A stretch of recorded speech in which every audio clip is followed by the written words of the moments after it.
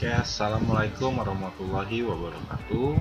Perkenalkan, nama saya Rudi Saputra. Di sini saya akan membahas tugas HR dari Corporate Social Responsibility atau disebut CSR.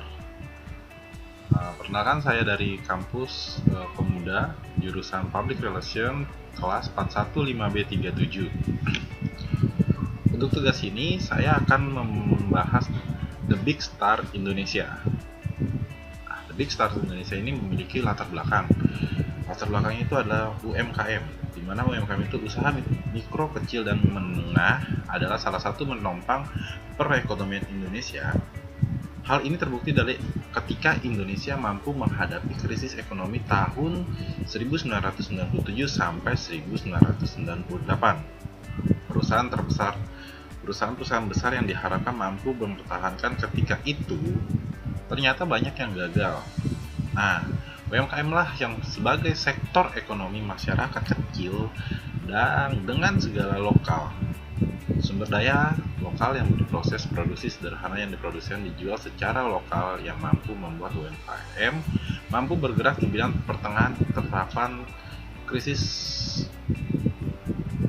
Dan saat ini di Indonesia memiliki tak kurang 60 juta UMKM, cukup lumayan banyak. Usaha mikro kecil menengah, sayangnya 90% dari mereka mati pada tahun pertama mereka mengoperasikan. Fenomena itu terjadi karena memiliki terhadapan sejumlah kendala, antara lain di jaringan kembali SDM sehingga modal.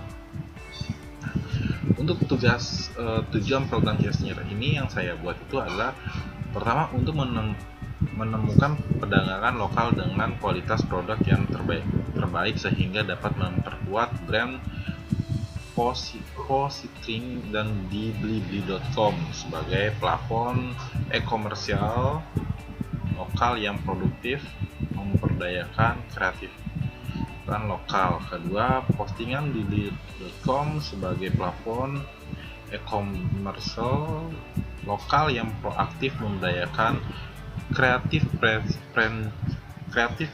kreatifpreneur lokal, kesempatan memperkenalkan pembina UMKM di jaringan lebih luas.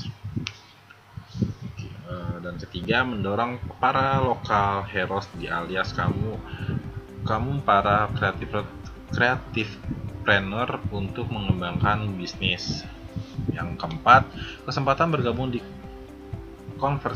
konferensi dan bazar sehingga berskala nasional internasional.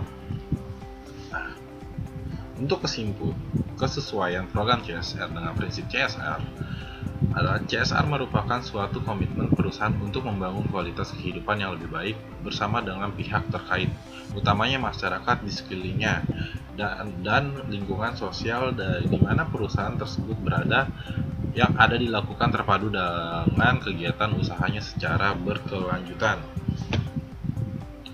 Strategi dan taktik ini, para pengusaha kreatif diwajibkan untuk mendaftarkan produk-produk yang mengisi data diri mereka microset. Setelah itu, peserta yang masuk dalam dipilih 100 orang finalis dan akan kerucutkan kembali sehingga 20 orang finalis. 20 orang finalis ini akan mengikuti masa karantina yang dimana direkam dan dinyatakan di kanal YouTube The Big Star Indonesia. Dalam kompetisi ini, para pengusaha kreatif yang mendaftarkan produksinya berkesempatan untuk memenangkan total modal yang terbesar 1 miliar rupiah, serta mendaftarkan mereka untuk mendapatkan sertifikat hak kekayaan intelektual atau HKI. Kampanye The Big Star Indonesia ini merupakan salah satu bentuk dari komitmen blibli.com dan Badan Ekonomi Kreatif atau BERKAF. Itu aja sih strategi dan taktiknya. Dan target sasaran, oke, dimana ada taktiknya, kita pasti punya target sasaran untuk memasarkan apa yang kita punya. Objektif dari program ini adalah untuk menemukan perdagangan lokal dengan kualitas produk yang terbaik sehingga dapat memperkuat brand positing blibli.com. Contohnya itu untuk lebih banyak memposting iklan-iklan di platform billboard segala macam. Analisis situasi perusahaan SWOT-nya atau yang disebut dengan Strength, Weakness, Opportunity, Threat. Oke, yang strength yang pertama adalah harga kompetisi jika dibandingkan dengan e-commerce lainnya. Weakness-nya sistem informasi, pembayaran transfer bank atau memakan waktu 1 hari. Opportunity bisa diakses di mana saja dan kapan saja. Jadi nggak terlalu ribet untuk opportunity-nya. Threat-nya ancaman dari hacker yang kerap memanfaatkan sistem blibli.com dan masuknya iklan-iklan legal yang mengganggu. Dan yang kedua itu analisis situasi perusahaan dengan PES yang disebut dengan political, ekonomi, sosial, teknologi. Political itu memiliki arti dari e-commercial selalu diperhatikan politik karena kontribusi sangat besar pada pendapatan negara. Dan ekonominya, hasil riset Indef pada tahun 2018 menunjukkan bahwa keberadaan dan e-commerce mendorong pertumbuhan ekonomi sebesar 0,7. Sosial. Nah, saat ini industri e-komersial telah berdampak positif bagi lapangan kerja Indonesia dengan estimasi 4 juta pekerja terhubung dengan ekosistem ini. Dan yang terakhir adalah teknologi, mempermudah pemasaran dan promosi barang maupun jasa.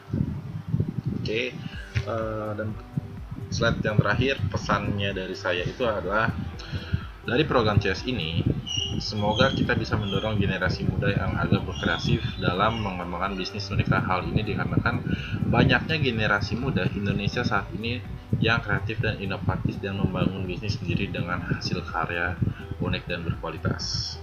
Sekian dari presentasi saya yang saya sampaikan dalam program CS ini. Mohon maaf apabila ada kesalahan kata. Saya pamit undur diri. Assalamualaikum warahmatullahi wabarakatuh.